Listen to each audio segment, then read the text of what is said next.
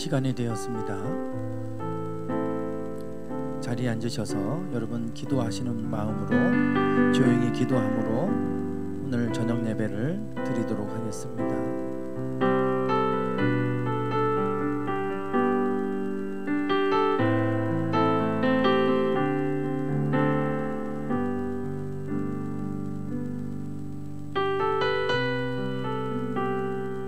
하나님, 세상이 혼돈스럽고 모든 것들이 우리 일상을 무너지게 했지만 그럼에도 불구하고 여전히 하나님은 우리 가운데 일하고 계시며 이 땅을 다스리고 계신 줄 믿습니다.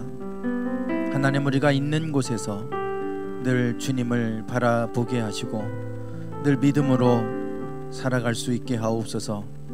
이 밤에도 저희들이 하나님 앞에 예배합니다. 하나님, 이 시간 우리의 예배를 통해 영광 받아 주시고 특별히 우리가 하나님의 말씀을 더 깊이 알아가는 시간 되기를 원합니다. 하나님, 우리가 하나님의 말씀을 통해 하나님을 알아가고 또 하나님의 마음을 알게 하셔서 그 뜻대로 살아갈 수 있게 해 주옵소서. 이 모든 시간을 주님께 올려드립니다. 주님 영광 받아 주시고 주관해 주옵소서. 예수님의 이름으로 기도드리옵나이다. 아멘. 찬양 드리겠습니다. 주께서 다스리네.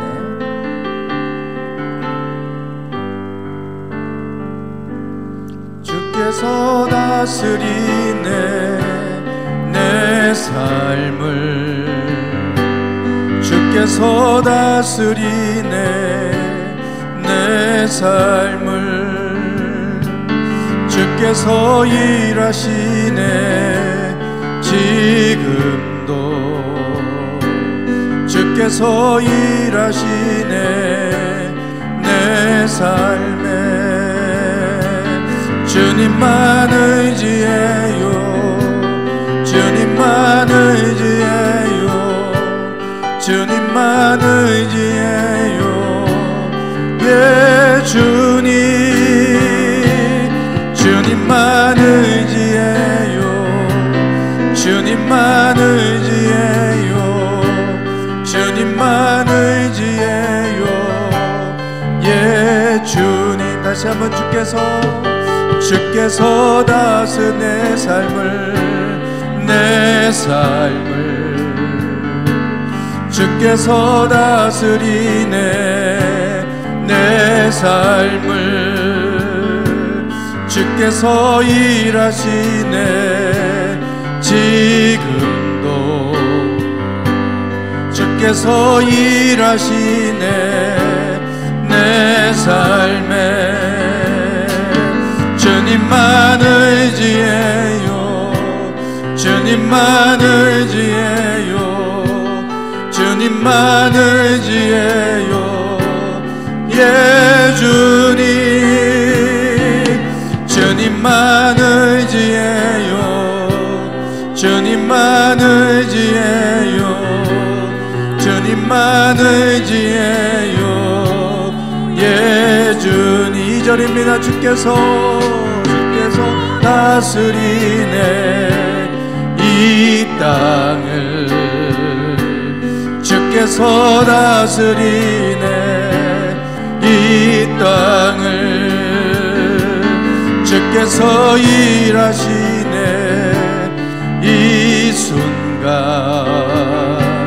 주께서 일하시네 이곳에. 주님만 의지해요. 주님만 의지해요. 주님만 의지해요. 예, 주님. 주님만 의지해요. 주님만 의지해요. 주님만 의지해요. 예, 주님. 만물의 창조자. 만물의 창조자. 열방의 통치자. 주 다스리시네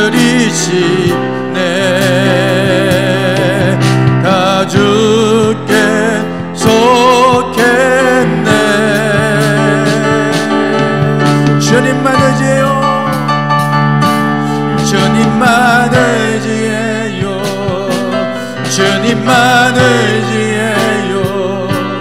주님만 의지해요. 예 주님, 주님만 의지해요.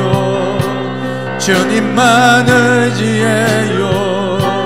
주님만 의지해요. 예 주님만 의지해요. 주님만 의지해요. 주님만 의지해요. 주님만 의지해요. 예 주님, 주님만 의지해요. 주님만 의지해요. 주님만 의지해요. 예 주님만 의지해요. 주님만 의지해요. 주님만 의지해요. 주님만 의지해요. 예 주님, 주님만 의지해요. 주님만 의지해요. 주님만 의지해요. 예 주님만 의지해요. 주님만 의지해요. 주님만 의지해요. 주님만 의지해요. 예 주님, 주님만 의지해요. 주님만 의지해요. 주님만 의지해요. 예 주님, 주님만, 주님만 의지해요.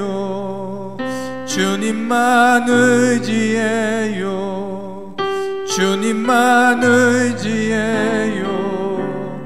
예 주님, 주님만 의지해요.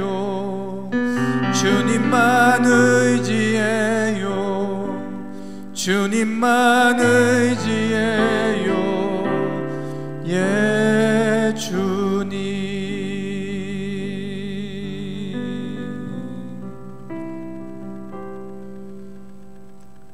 하나님, 하루하루 주님만 의지하며 살아갑니다. 연약하지만 힘을 주시고 날마다 소망 가운데 살아가는 저희들 되게 하옵소서. 하루하루가 후회하지 않는 삶이 되게 하시고 하루하루 늘 주님과 동행하는 삶이 되게 하셔서 늘 평안케 하시고 늘 주님 안에서 기쁨을 누리며 살아가는 복된 나날이 되게 하옵소서. 하나님, 우리가 하나님의 말씀을 늘 상고하고 늘 가까이 하며 마음에 그 말씀을 심고, 그래서 그 말씀을 잊지 않고 말씀을 따라 살아갈 수 있기를 소망합니다. 하나님의 말씀을 잃어버려가는 이러한 시대에 하나님, 저희들에게 말씀을 아는 지혜를 허락해 주시옵소서. 그 말씀이 우리의 삶의 등불이 되게 하여 주옵소서. 이 모든 시간 저희들 하나님 앞에 온전히 드리고 하나님 앞에 모여서 하나님 예배하고 또 말씀을 들을 때에 그 시간들이 헛되지 않게 하옵소서. 예수님의 이름으로 기도드리옵나이다. 아멘.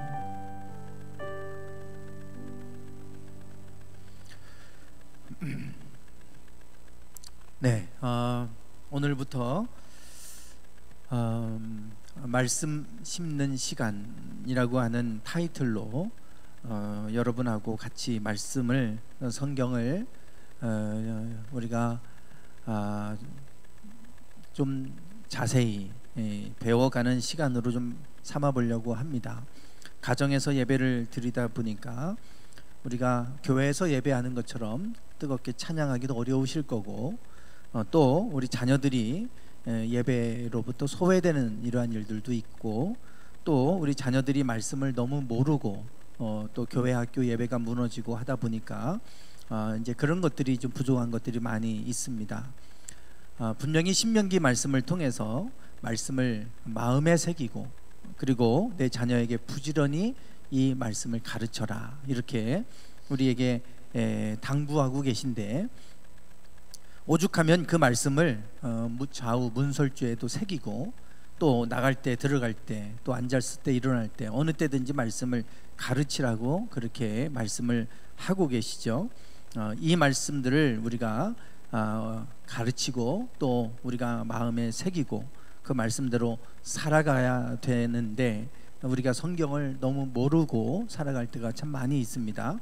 그래서 이 시간, 저녁 시간에는 말씀을 좀 자세히 우리가 살피고 또 그 말씀을 중요한 내용들은 우리가 마음에 새기는 그러한 시간을 갖도록 하겠습니다.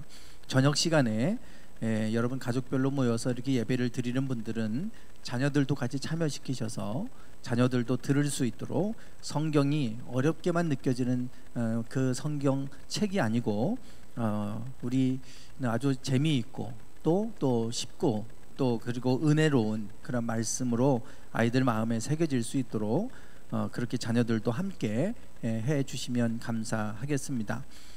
우리가 교회에서 예배를 드리더라도 우리가 이렇게 이런 시간들을 통해서 성경을 하나하나씩 우리가 이렇게 정리해 나가고, 그리고 특별히 또 유튜브에 영상으로 남기 때문에 또 그 시간에 못 들으시는 분들은 이 영상을 통해서 성경을 자세히 또 알아가는 이러한 시간으로 삼기를 원합니다. 유튜브에 많은 영상들이 있습니다.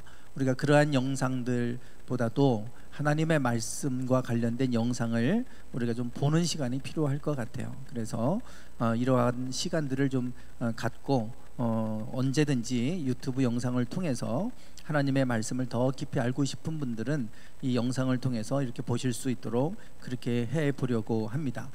오늘 이제 첫 번째 시간입니다. 성경 개관 시간인데요. 이제 그 자료 화면이 많아서 제 얼굴은 아마 거의 안 나가고 이제 그 자료 화면이 여러분에게 제공될 겁니다. 여러분 화면으로는 이 자료 화면이 나가게 될 거예요. 그 화면을 보시면서 여러분들도 이 성경에 가장 기본적으로 알아야 될 것들을 좀 여러분들도 좀 숙지해가는 그러한 시간이 됐으면 좋겠습니다. 먼저 이스라엘 성경의 중심 무대에 대해서 우리가 좀 알아야 되겠죠.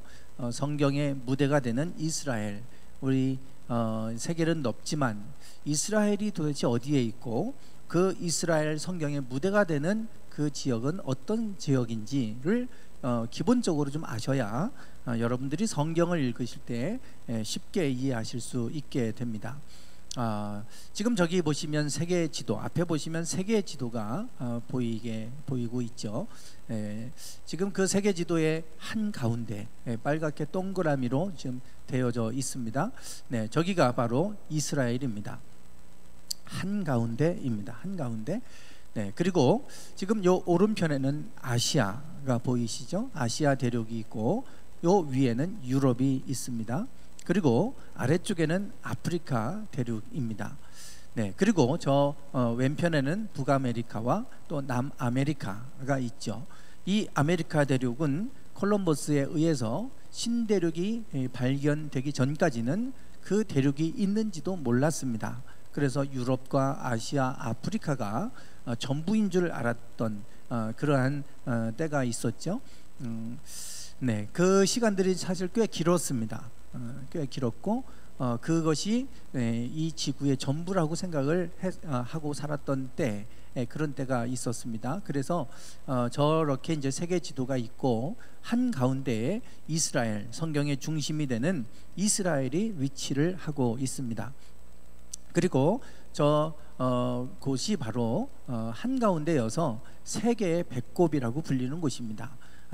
즉 아래쪽으로는 아프리카 대륙이고 또 위로는 유럽, 오른쪽으로는 아시아, 이 3개 대륙이 만나는 지점이 바로 이스라엘입니다.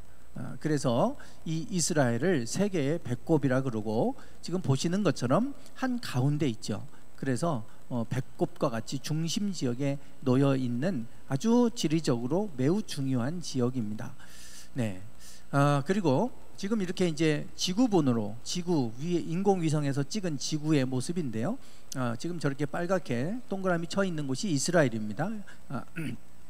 네. 그리고 지금 바로 왼편에 사막화된 땅들이 보입니다. 왼편은 아프리카 대륙이죠. 거기에 저렇게 무슨 힘줄처럼 쭉 지나가는 게 보이는데 그게 이제 나일강입니다. 이집트가 있는 곳이죠, 나일강. 네, 그리고 지금 저 위편에 장화 모양의 이탈리아, 로마가 있습니다. 그리고 그 바로 아래쪽에는 그리스가 위치하고 있고요. 그리고 지금 저 좀 더 내려오면 터키가 있습니다. 이스라엘의 아래쪽으로는 이집트, 위로는 로마도 있고 그리스도 있고 터키가 있죠. 네, 저 정도. 지금 저기가 성경의 주된 중심지가 되는 지역입니다. 그 저 지역을 우리가 좀 주목해서 봐야 됩니다. 사도 바울이 복음을 전하러 갈 때 지금 터키, 그리스 쪽으로 갔고요. 또 마지막 로마까지도 가지 않습니까? 저쪽이 이제 성경의 무대가 되는 곳들입니다. 네, 그 곳에 지금 지중해라고 하는 바다가 있어요. 왜 지중해냐면 지구의 한가운데 있는 바다다. 그래서 지중해입니다. 가운데 중자를 써서 지구에서도 한가운데 있는 바다다. 그래서 지중해라고 부르고 있습니다. 이스라엘은 지금 지중해를 중심으로 하는 이 지역에 지금 위치하고 있고요. 그리고 그 아래쪽에는 지금 홍해 바다가 저렇게 있습니다. 홍해도 좌우편으로 두 갈래로 갈라지죠. 모두가 다 홍해입니다. 그래서 지중해 바다는 아셔야 되고 그 아래쪽에 홍해가 있다. 이집트의 오른편입니다. 그리고 이스라엘은 아래쪽에 있죠. 지금 그 홍해 오른편에 사막화된 곳은 사우디아라비아가 있는 아라비아 반도입니다. 이제 이 정도를 여러분 아시면 지금 이스라엘 주변에 지금 어떤 나라들이 위치해 있고 또 어떤 저 지중해 주변에서 어떤 문명들이 일어나는지 아시게 될 겁니다. 자, 저 지도를 좀 더 확대하면 좀 저렇게 됩니다. 좀 더 확대하면 지금 빨갛게 동그라미 안에 이스라엘이 위치한 곳이고요. 자, 저기입니다. 그리고 아래편에 저렇게 이제 나일강이 흘러가는 그 나일강이 보이죠? 네, 그리고 저 위쪽에 지중해가 있고요. 그리고 아래쪽에 홍해가 있습니다. 네, 자, 이렇게 됩니다. 지금 저 위에 유럽이라고 되어 있는데 로마 제국이 저기에서 이제 등장을 했고 그리스 알렉산더에 의해서 헬라 제국이 등장을 했죠. 그때마다 아프리카 대륙을 장악하기 위해서 이스라엘을 거쳐서 가게 됩니다. 네, 그리고 오른편에는 아수르 제국이 있었고 바벨론 제국 그리고 페르시아 제국이 메소포타미아 문명을 중심으로 일어나게 됩니다. 아래쪽에는 애굽, 이집트 문명이 이제 있었죠. 그 한가운데 있는 땅이 바로 이스라엘 땅입니다. 이스라엘은 이러한 거대한 대제국, 세계의 아주 큰 역사의 획을 그을 만한 그러한 대제국들이 많이 일어났는데 바로 그 한복판에 있었던 나라입니다. 그러니 우리나라도 뭐 중국과 러시아, 일본 뭐 이런 나라들에 의해서 세계 열강들에 의해서 얼마나 많이 우리나라도 힘든 지리적으로 매우 중요한 위치에 있었고 또 힘든 역사적인 그러한 일들이 있었지 않습니까? 이스라엘은 더더욱 더 위험한 지역에 있었습니다. 거대한 제국들이 일어날 때마다 늘 그 제국의 지배를 받아야만 했던 땅이 바로 이스라엘입니다. 네, 자, 지금 저기가 이제 지중해를 중심으로 하는 저기를 고대 근동 지방이라고 이렇게 부르는데요. 지금 예루살렘이 저기 보이죠? 예루살렘이 저기입니다. 네, 그리고 지중해가 저기 있고 이제 저기 오른편에 보시면 메소포타미아 문명의 갈대아 우르라고 하는 곳입니다. 아브라함의 아버지 데라가 저기 살고 있다가 하란으로 이주를 하게 되죠. 네, 그리고 위로 조금 올라가면 바벨탑이 세워졌던 바벨론이 저기에 있습니다. 네, 그리고 또 위로 좀 더 올라가면 아수르 제국, 아시리아라고도 하는 이 제국의 수도 니느웨, 요나가 복음을 전하러 갔던 니느웨 성이 저기에 있습니다. 그리고 저 위로 또 올라가면 아라랏산, 여기는 이제 노아의 방주가 머무른 곳이죠. 실제로 노아의 방주가 아라랏산 정상에서 발견됐습니다. 이 아라랏산이 저기에 있습니다. 네. 그리고 지금 그 주변을 또 다른 이제 그림인데요. 지금 이스라엘의 모습을 보면 이렇게 삼각형 모양으로 길쭉하게 가운데 위치해 있는 모습을 볼 수가 있습니다. 아주 작습니다. 지금 아주 좀 더 확대하면 저런 모양입니다. 저런 모양. 자세하게 이스라엘의 지도는 지금 저런 모양을 가지고 있습니다. 예루살렘을 중심으로 요르단하고 지금 이렇게 경계를 맞대고 있는데요. 위에는 갈릴리 호수가 있고 아래로는 사해 바다가 있죠. 네, 그리고 홍해까지 이렇게 이제 뭐 정확하게 삼각형 모형은 아니고요. 예루살렘의 일부분은 또 요르단에 속해 있기 때문에 지금 저런 모양을 띠고 있습니다. 그 크기는 우리 한국의 10분의 1 정도밖에 안 됩니다. 강원도, 뭐 경기도 합친 정도인데 그 영토는 뭐 한국의 10분의 1 정도에 지나지 않는다 그래요. 아주 작은 나라입니다. 작은 또 영토를 지금 차지하고 있는 땅이 바로 이스라엘입니다. 네, 그리고 그 지형을 보면 지금 저런 형태로 되어 있어요. 우리가 이 지형도 조금 알아야 되는데, 왼편에 지금 지중해가 보이죠. 그리고 가운데 갈릴리 호수가 있고 아래쪽에 이제 요단강이 흘러서 사해 바다로 들어갑니다. 거기에 이제 골짜기가 있잖아요. 저는 그 골짜기, 지중해와 갈릴리 호수, 요단강 그 골짜기를 이렇게 산지가 있어요. 가운데 산지. 이 산지가 바로 그 이스라엘 백성들이 지나다니는 길들이 이제 그 산지를 중심으로 있게 되고요. 중요한 도시들은 다 저 산지에 위치해 있습니다. 지금 저렇게 단면도를 보면 사해 바다가 있고, 그리고 지금 산지가 이렇게 보이고요. 그리고 거기에 지금 사해 바다가 보일 텐데, 사해 바다는 해발 마이너스 400이라고 돼 있죠. 바다보다, 해발보다도 400m가 낮은 땅입니다. 그래서 지구에서 가장 낮은 곳이 사해 바다예요. 이스라엘의 한복판에 있는 사해 바다가 보통 일반 해수면보다도 400m가 더 낮아요. 그래서 지구에서 가장 낮은 곳 그러면 사해 바다입니다. 이스라엘이 바로 그런 곳입니다. 네.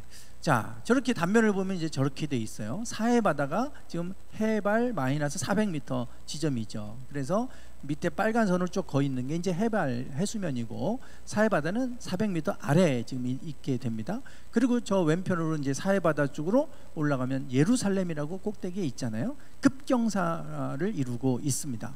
그래서 저 골짜기가 요르단하고 맞대어져 있는 경계가 되는데, 요단강, 저게 이제 요단강이 흐르는 겁니다.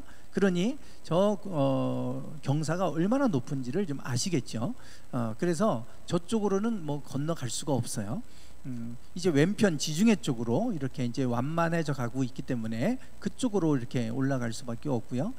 네, 저런 단면을 저렇습니다. 그래서 그 산지를 중심으로 저렇게 지금 도시들이 있게 되는데요. 여기가 지금 예루살렘입니다. 그리고 이쪽은 바로 헤브론이에요. 아브라함이 정착해서 살던 곳, 헤브론. 그리고 지금 저 위로 올라가면 아래 저 아래에 보이시면 브엘세바가 있죠. 우물을 파서 맹세의 우물이라 이런 뜻을 가진 도시 브엘세바입니다. 그리고 저 위로 올라가면 야곱이 돌베개를 베고 잠들었던 베델, 그리고 더 위로 가면 세겜이 있습니다. 지금 중요한 도시들이 저렇게 산지를 따라서 형성되어 있습니다. 저 구약 성경을 읽으실 때는 저 지명들이 중심 도시이기 때문에 많이 나오게 됩니다. 저 정도의 지명들은 여러분들이 알고 계셔야 됩니다. 그래서 이스라엘 그러면 브엘세바에서 단까지 이렇게 그 영토를 부를 때 최남단의 도시는 브엘세바입니다. 그 아래로도 있지만 거기는 이제 사막이에요. 그래서 사람이 살 수가 없습니다. 이 브엘세바가 이스라엘의 도시 가운데 최남단에 있다. 그리고 최북단에는 단이라고 하는 곳이 있다. 이렇게 이 정도 이제 아시면 되겠습니다. 네, 자 이제 성경에 우리가 성경을 좀 먼저 알려면 우리의 성경의 구조를 좀 아셔야 되잖아요. 성경의 지리를 우리가 좀 봤는데, 성경의 구조, 성경은 어떤 구조를 가지고 있는가. 중요한 것은 내용을 담기 전에 먼저 틀을 만들어 놓는 게 중요합니다. 무엇이든지 틀을 만들어 놔야 돼요. 우리가 책을 쓰거나 논문을 쓰거나 할 때도 먼저 목차를 이렇게 만들어 놓습니다. 내가 뭐를 쓰고 뭐를 쓰고 뭐를 쓰고 이렇게 이제 그래서 목차를 먼저 만듭니다. 틀을 만들어 놓는 거예요. 그리고 나서 그 틀 안에 내용을 담는 겁니다. 그래서 이 책이 어떤 내용을 담고 있나 보려면 목차를 보잖아요. 목차를 보면 아, 이런 얘기를 하려고 하는 거구나. 그래서 목차를 보게 되는데 우리가 이 틀을 만들어야 그 안에 내용을 담을 수 있어요. 그래서 내용만 알고 있으면 틀을 모르면 이것들이 다 하나씩 하나씩 흩어져 버리게 됩니다. 구슬처럼 꿰려면 이 성경의 틀을 좀 알고 계셔야 되는데 자, 성경을 저렇게 분류해 볼 수 있어요. 성경은 39권, 구약 39권, 신약 27권 해서 66권으로 구성되어 있습니다. 우리가 가지고 있는 성경은 구약이 39권, 신약이 27권 이렇게 되어 있죠. 네, 구약은 39권은 구약을 좀 분류를 해보면 저렇게 이제 네 가지로, 네 장르로 구분이 됩니다. 먼저 율법서가 5권입니다. 율법서, 그리고 뭐 율법서에는 모세오경이죠. 우리가 모세오경이라고 하는 율법서, 창세기, 출애굽기, 레위기, 민수기, 신명기 5개예요. 지금 우리 성경은 지금 저 장르별로 이렇게 편집돼 있다라고 아시면 되겠습니다. 창세기, 출애굽기, 레위기, 민수기, 신명기 이렇게 시간 순서대로 편집되지 않았어요. 장르별로 이제 편집이 됩니다. 그리고 역사서입니다. 역사서는 12권입니다. 12권.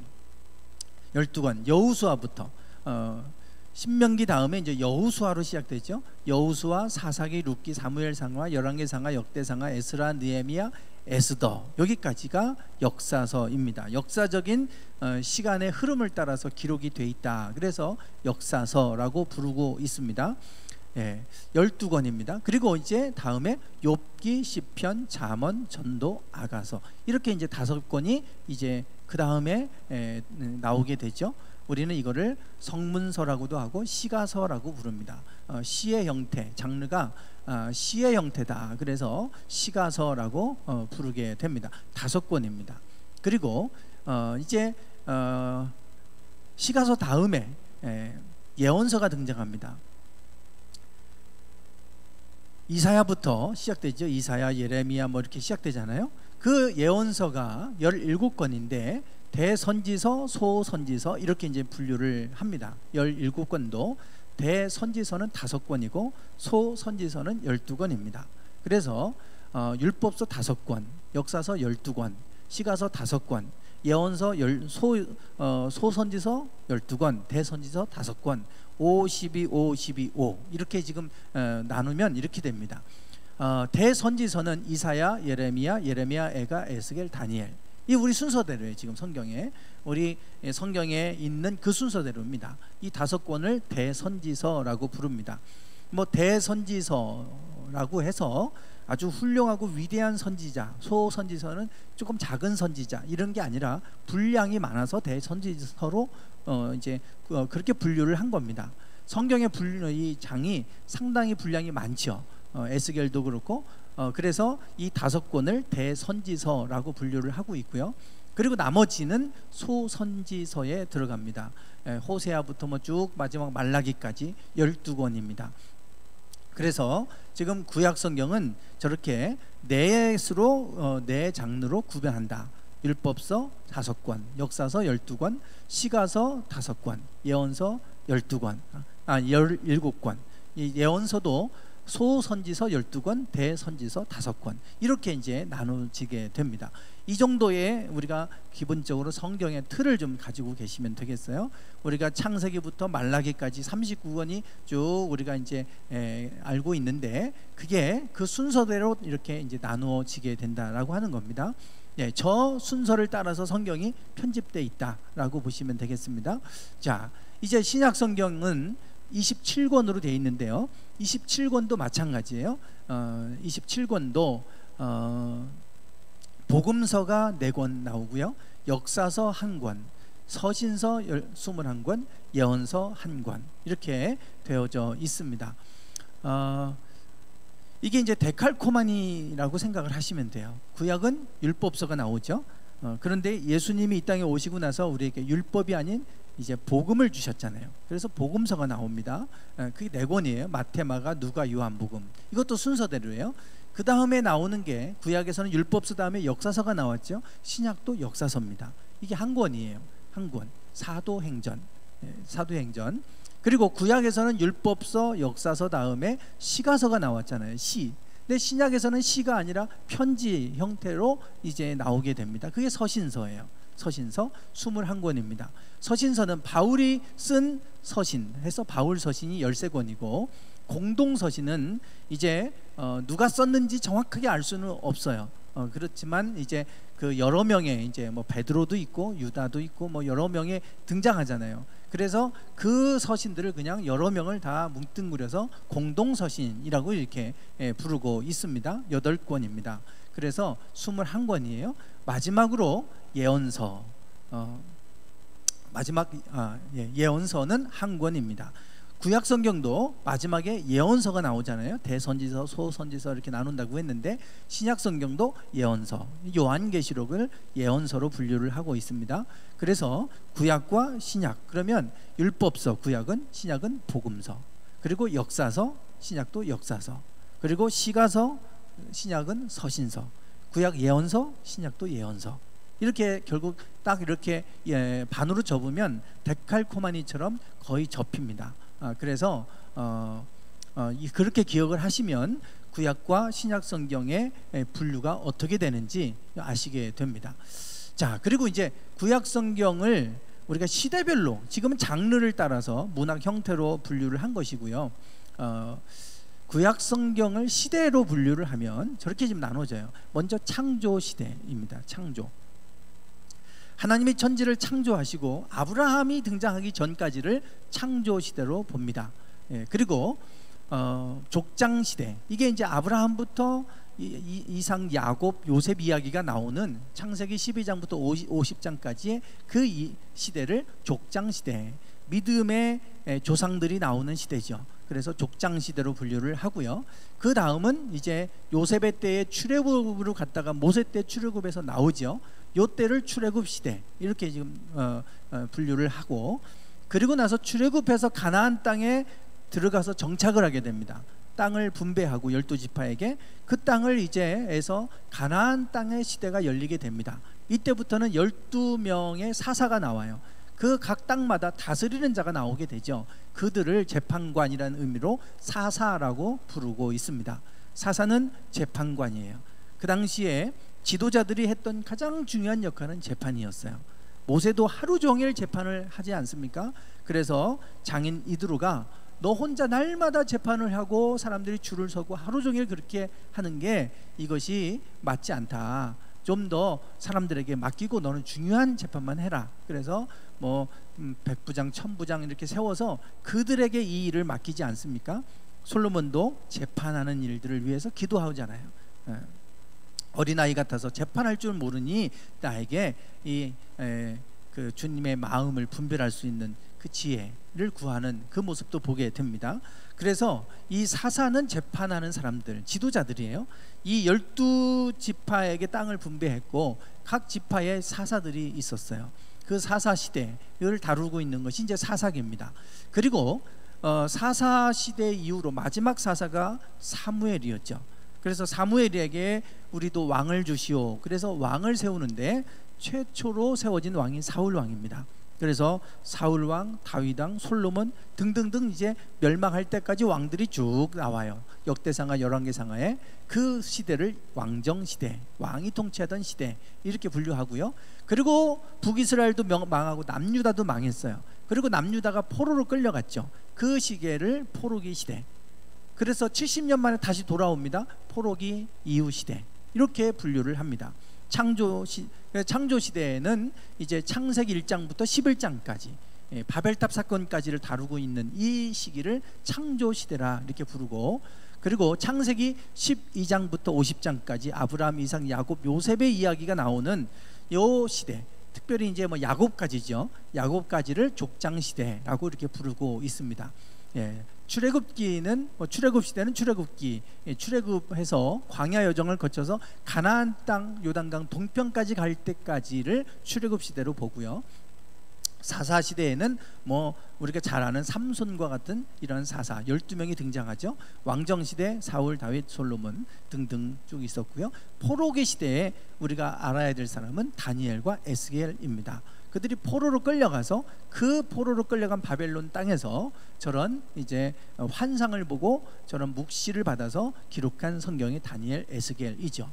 포로기 이후에는 에스라, 느헤미야와 같은 지도자가 이제 사람들을 이끌고 와서 다시금 그 땅을 재건하는 이야기가 나오게 됩니다. 이게 이제 구약 성경의 주된 시대예요. 신약은 뭐 그렇게 복잡하지 않은데 구약은 조금 이게 도대체 어떻게 되나 전혀 감을 못 잡는 분들이 계셔서 이 시대를 조금 알고 계시면 이게 성경 이야기의 전체 시대입니다. 말라기까지의 시대예요. 그래서 저런 시대의 흐름으로 이렇게 나눠진다.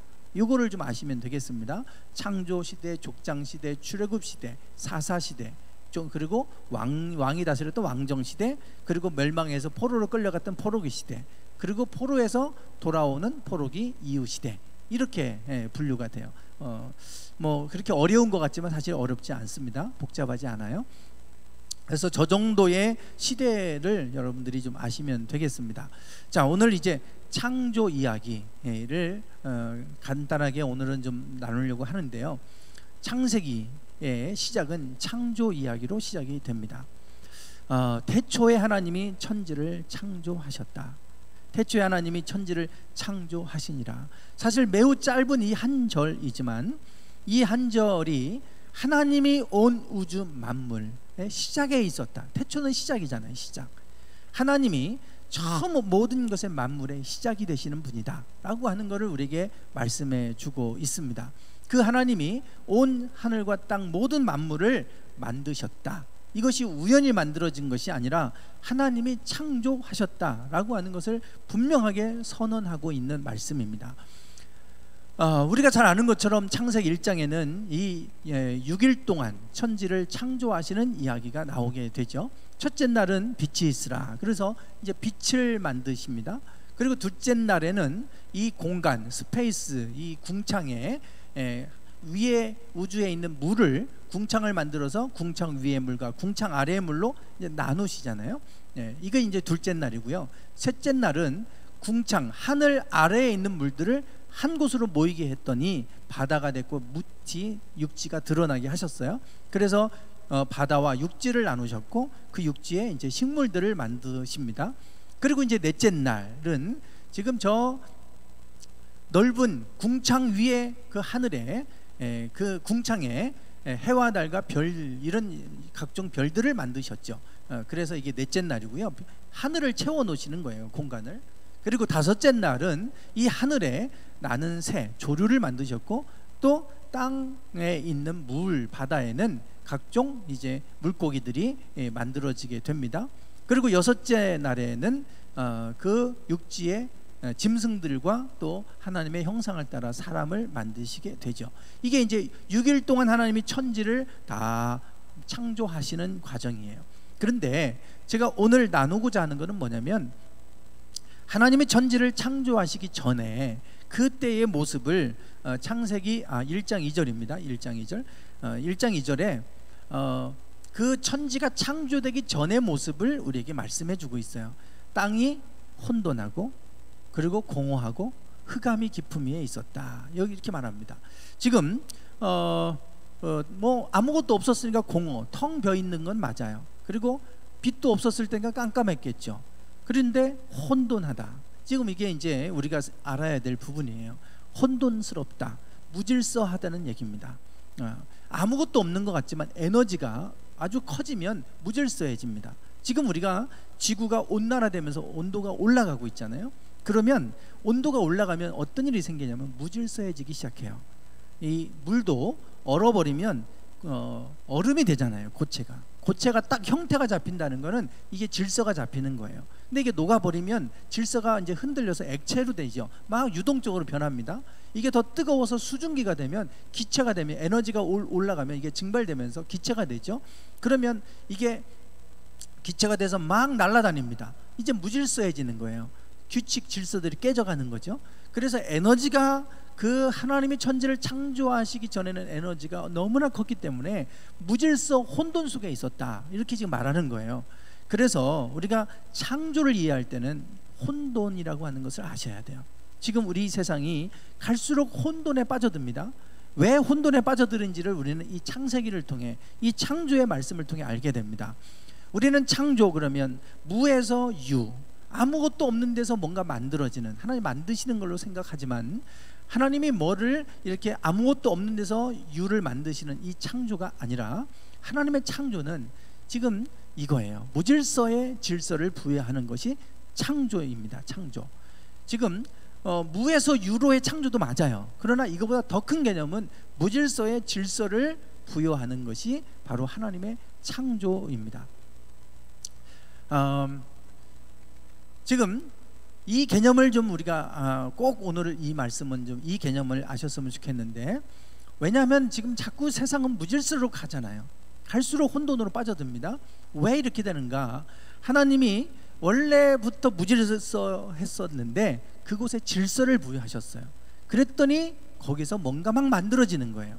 이게 이제 하나님의 창조의 원리인데요. 지금 저 앞에 보시면 지금 저게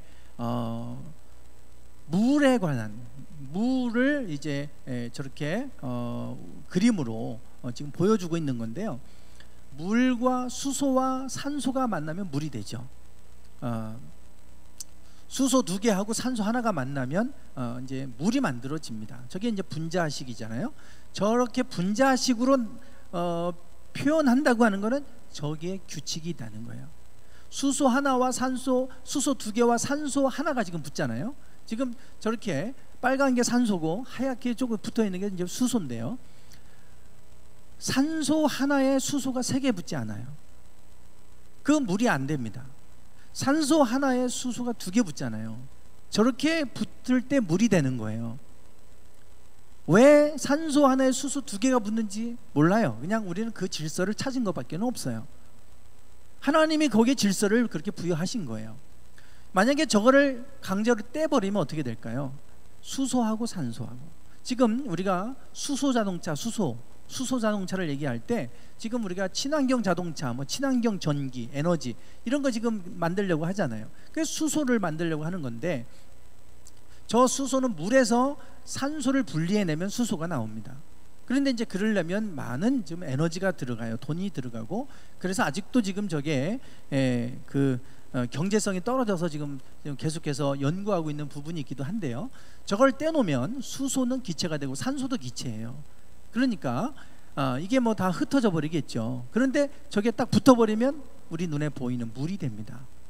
물이 돼요. 물질이 되잖아요. 물론 수소와 산소도 원소니까 물질이죠. 물질인데 저기에 질서가 부여되면서 뭔가 만들어지는 거예요. 모든 우리 눈에 보이는 모든 것들은 원소들이 결합을 해서 만들어지잖아요. 그 결합할 때는 아무렇게나 결합하는 거 아닙니다. 규칙이 있어요. 하나님이 그 규칙을 만드셨고, 그렇게 수소 2개와 산소 하나는 붙어라, 그러면 물이 되라. 하나님이 그렇게 규칙을 만드셔서 그렇게 되니까 물이 되는 거예요.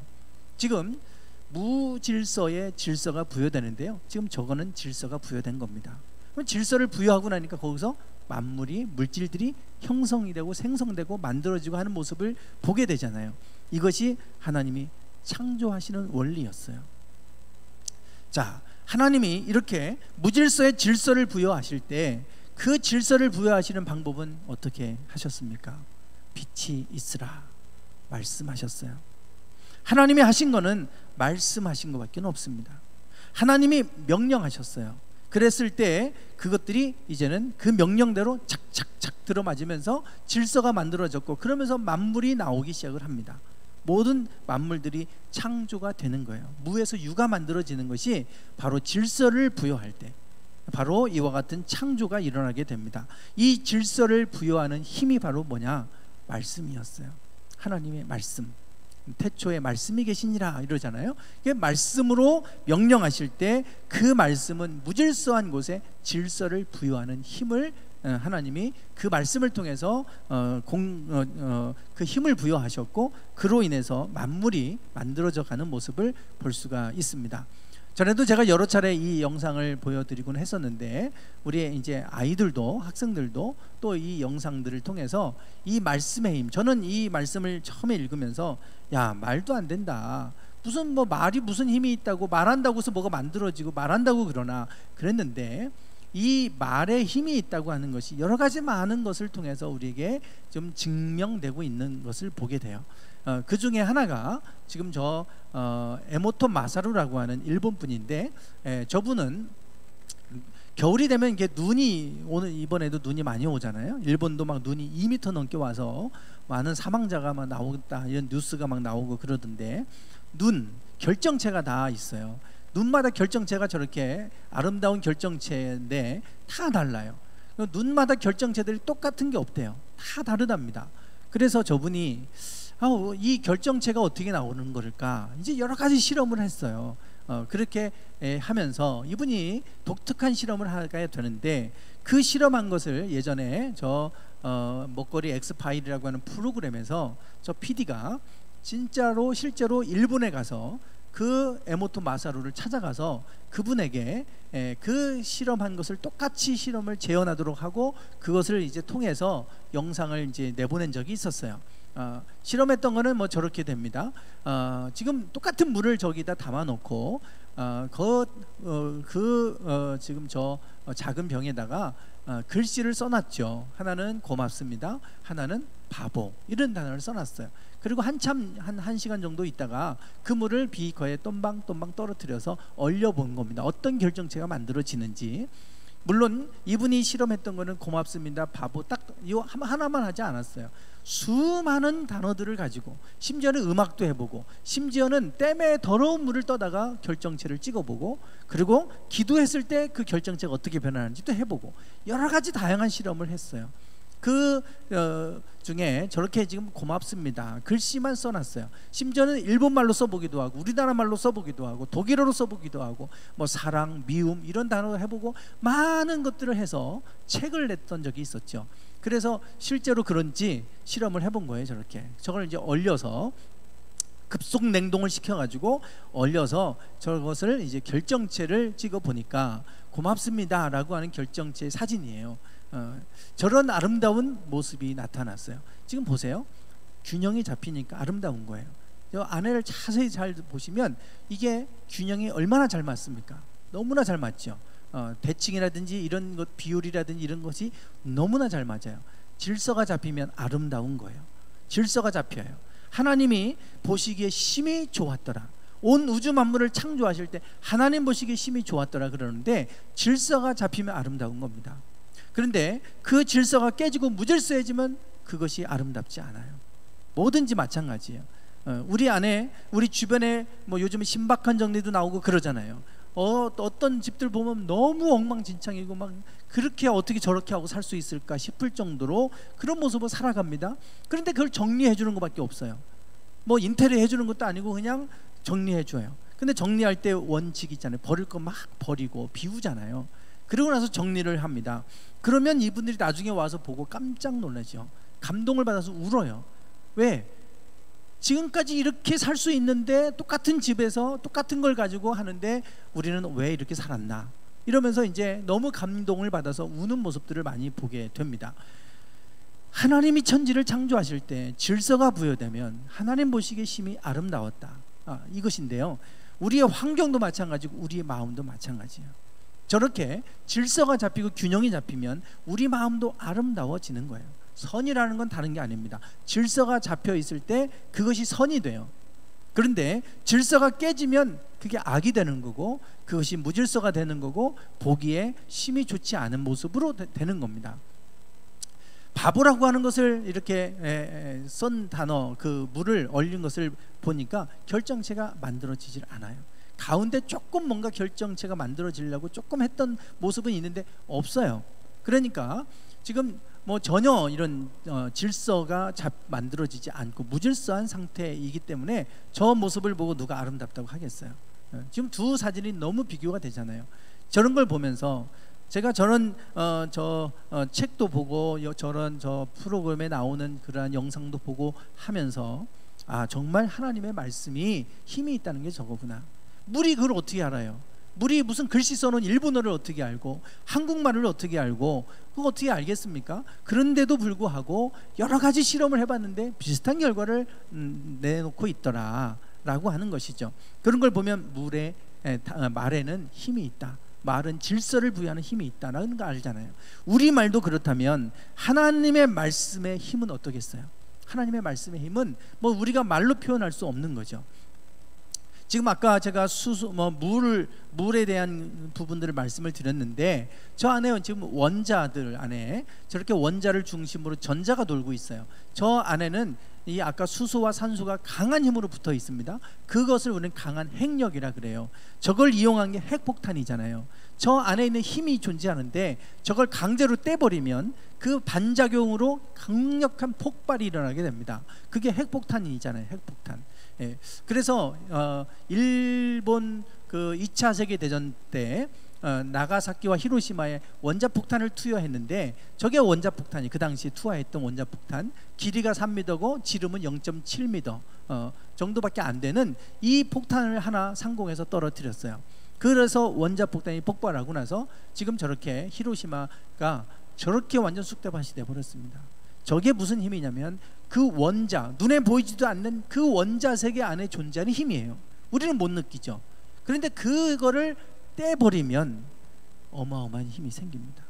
우리가 수소 용합 폭탄이라고도 하는데 수소를 강제로 붙여버리면 저는 어마어마한 에너지가 나와요. 저보다 더 큰 에너지가 나옵니다.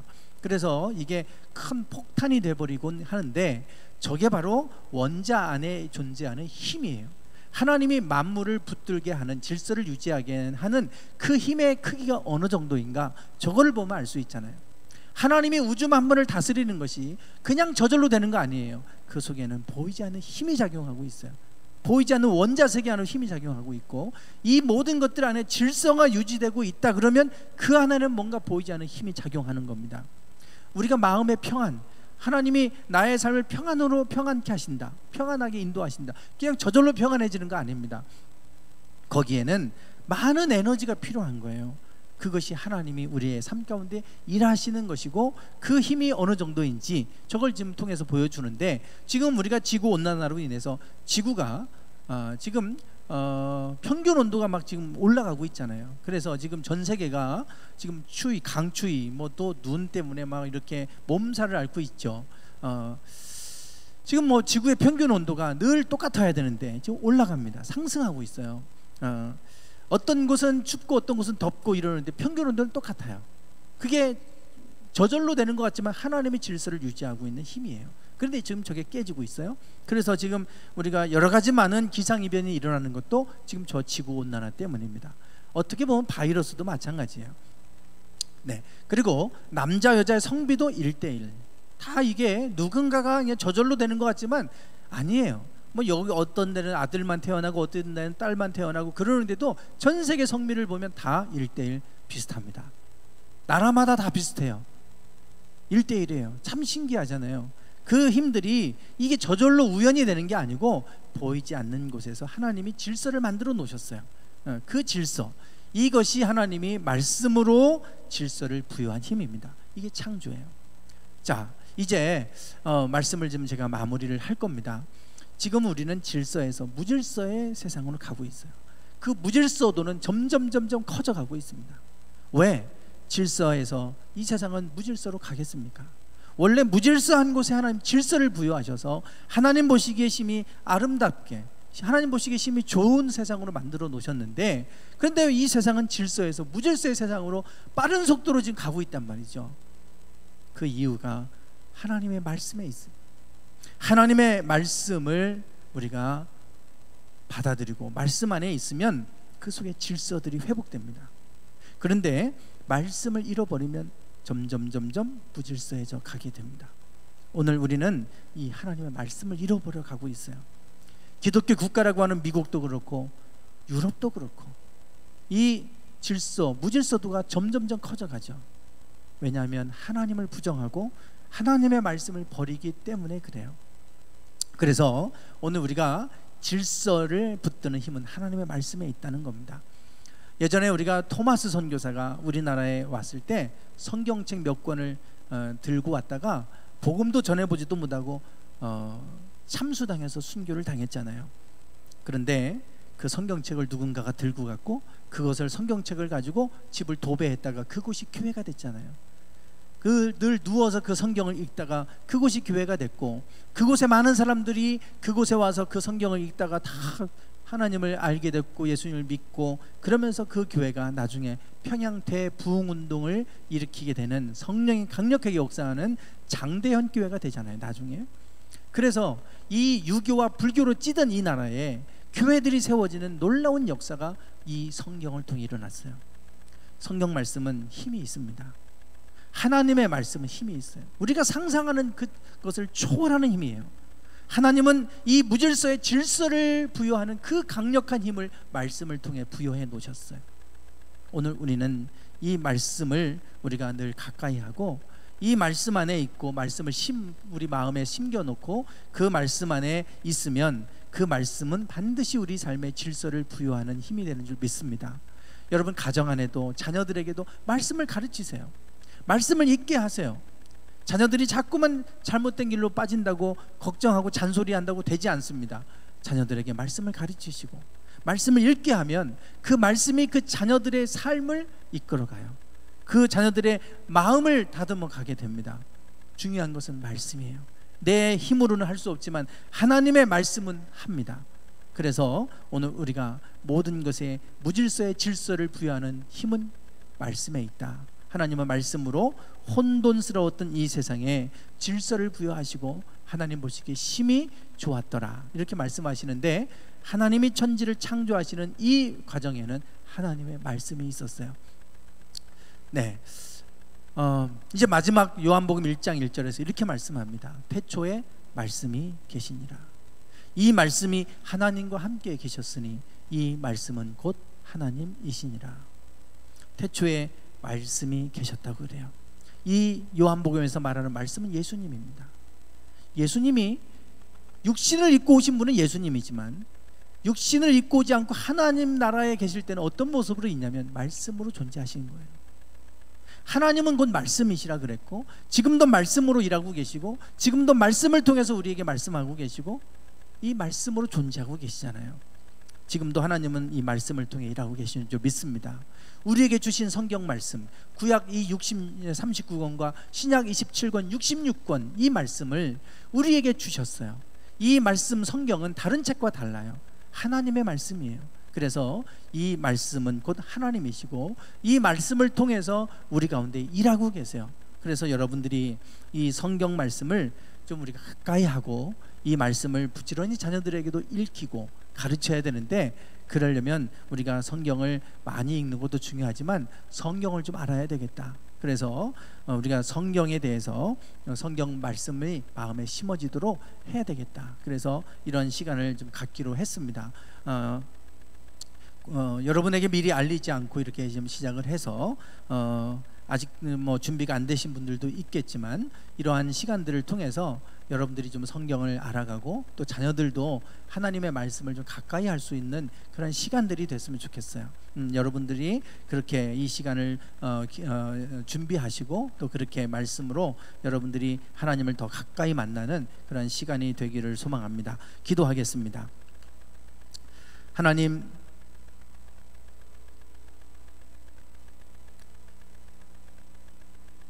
오늘 우리가 하나님의 말씀을 왜 알아야 되고 또 왜 배워야 되는지 이 창세기 1장 1절의 말씀을 통해 다시금 깨닫게 됩니다. 하나님이 무질서의 질서를 부여하셨고 말씀으로 모든 것을 질서를 부여하셨는데 이 세상은 이제 질서에서 무질서의 방향으로 흘러가고 있습니다. 하나님의 말씀을 부인하고 하나님의 말씀을 부정하고 하나님의 말씀을 멀리하며 살아가는 이 시대에 저희들이 하나님의 말씀을 가까이 해 가기를 원합니다.